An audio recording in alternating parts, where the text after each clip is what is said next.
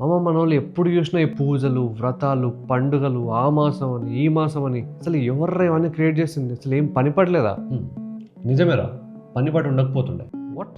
Golden age of Bharat. ఇప్పుడు మన లేక బ్రతకడానికి ఉరుకులాడే అవసరం ఉండకపోతుండే అప్పుడు. Because India was abundant. నీకు అర్థమయ్యేలా చెప్పాలంటే, at its peak Bharat's GDP contribution to the world was around 32%. ఇప్పుడు అమెరికా ఎంతో తెలుసా? 25%.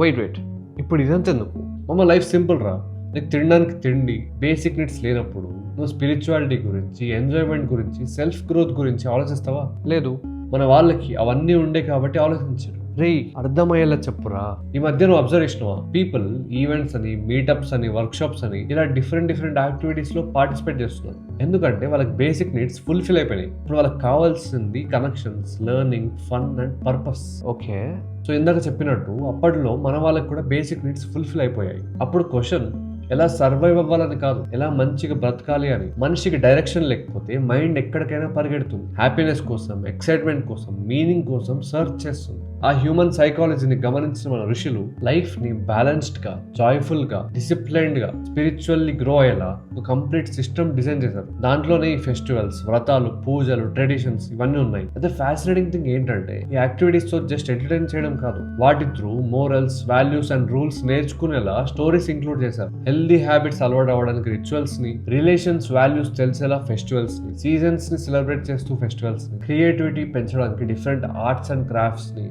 ఇలా ఒక సిస్టమ్ క్రియేట్ చేసి మనిషిని ఫిజికల్లీ హెల్తీగా, మెంటల్లీ పీస్ఫుల్ గా, సోషల్లీ కనెక్టెడ్ గా, మోరల్లీ స్ట్రాంగ్ గా, స్పిరిచువల్లీ గ్రో అయ్యేలా డిజైన్ చేశారు.